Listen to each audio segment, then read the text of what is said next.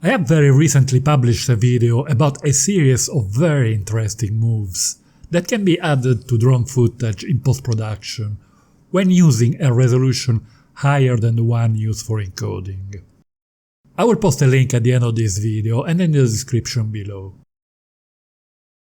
These cinematic moves can be created in 4K resolution with the Air 2S, since we can shoot in higher 5.4 resolution. But we can achieve similar results with all other models of the Mavic line, even with the original Mavic Mini, if we encode in 1080p. I have received plenty of requests from users that would like to know how to achieve some of these moves.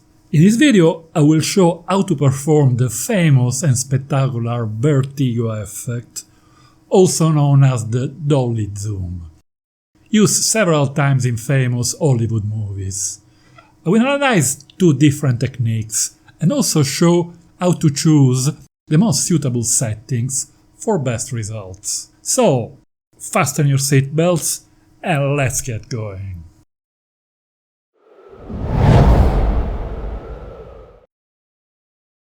Drones are by far the best tool for this effect.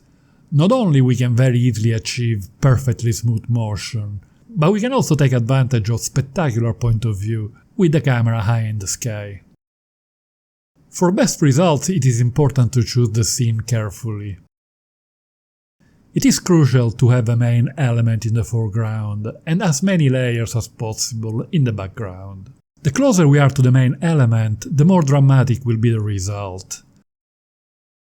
Also, a faster movement will give a more interesting outcome. Let's quickly see a few examples. In this case we are approaching the town of Taormina in Sicily, but we don't have a main interest point in the foreground. Also, the mountain in the background is very close, we don't have enough depth, and the result is very poor. In this case the scene is slightly more interesting. We have a main subject, the old Sicilian house in the middle, the trees in a different layer in the foreground, and some other elements in the background. But we can do better. The background doesn't have many layers and the house is a bit too far away. Here we are closer to the subject, this tiny black church in Iceland, so the effect works better. The background is not bad with a few different elements, but it is better to find a scene with more elements at different distances. Things get more interesting here, as we have this monastery quite close in the foreground, and the background is more articulated, with several villages on the slope of Mount Etna and other mountains by the sea. We can also have a glimpse of the southern tip of Italy on the other side of the Mediterranean Sea. This last example was not shot with a drone, but with an Nikon D850, using a gimbal. I find the result interesting as our subject is close by. There are trees, plants and other elements in different layers, both in the foreground and the background. And the sun rays coming in and out are quite cool. You certainly notice a loss of resolution though, as it was shot in 4K and of course a severe zoom was applied.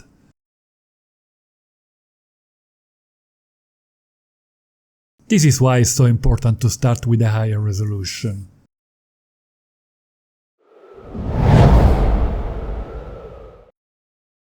The most important factor for this effect is to operate two opposite movements of the same magnitude and speed to the main subject. One move towards it and one move away. One of the moves is obviously made by the drone. It can either go forward or backward. It doesn't really matter, although a backward move is slightly handier as we can frame the subject exactly as we like. The opposite movement can be made by using an in-camera zoom or else in post-processing, taking advantage by the higher resolution while shooting compared to the one we encode in. The only models in the Mavic line with a progressive in-camera zoom are the Mavic 2 Zoom, the Mavic Air and the Air 2S. It is not easy to operate the in-camera zoom in a perfectly smooth progressive way, even though with the Mavic Air and Air 2S we can use the left scroll wheel combined with the left FN button for increased control. Also, to match the speed of the progressive zoom with the one of the moving aircraft is extremely difficult, next to impossible, while it is very easy to achieve it using the second method. This is why I strongly recommend going the post-processing way if you have access to a computer and any sort of video editor.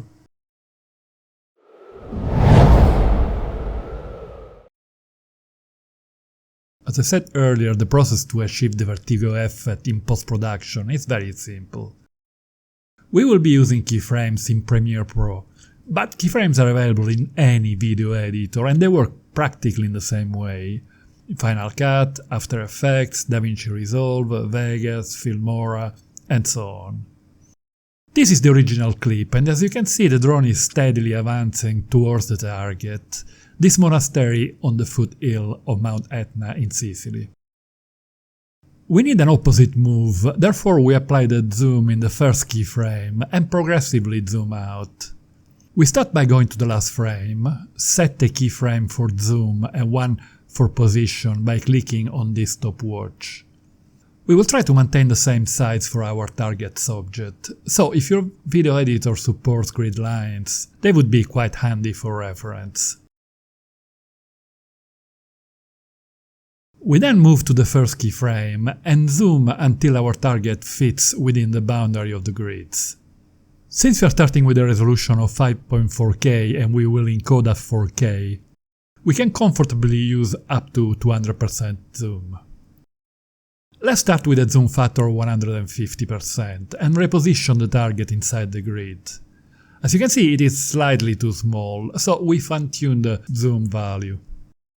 Due to the distortion of the very wide lens, the target at the beginning is wider and shorter compared to its aspect in the last keyframe, so we have to compromise a bit. In this case, 160% works well, and we still have a little room for extra zoom if we should need it. We can now have a look at the result. Let's get rid of the grid to better appreciate.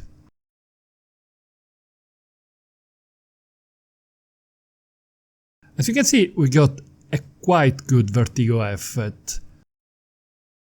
The monastery in the foreground appears to be static, although the shape stretches a bit due to the distortion. While the elements in the background and foreground seems to move independently, in a sort of upsetting way. A bit like coming out of the pub after too many drinks with some friends. This is the basic Dolly Zoom effect. As simple as that. If we want, we can add a few extra tricks to confuse the viewer even more. Since we have a bit of spare room for zooming, we can use it to increase the size of the target, which will make the effect a bit more dramatic. So we go to the first frame, we set the zoom factor at 200, pull the grid back again for reference, and modify the final zoom value to 125. The elements in the background seems to move faster now. We can also increase the speed of the move, so I right-click on the icon on the clip, choose Speed Duration and enter a value of 150%.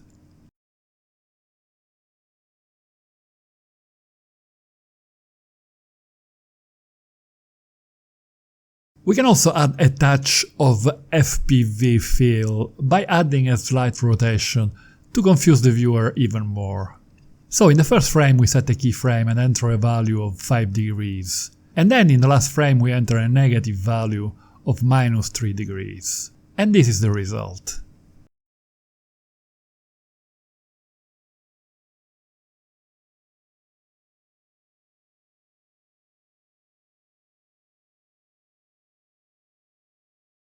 Click on this link to watch my previous video about why we want extra resolution in video.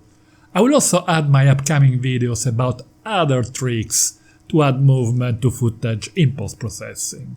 If you enjoyed the video, give me a big thumb up, share it on social media, and subscribe to my channel. See you soon.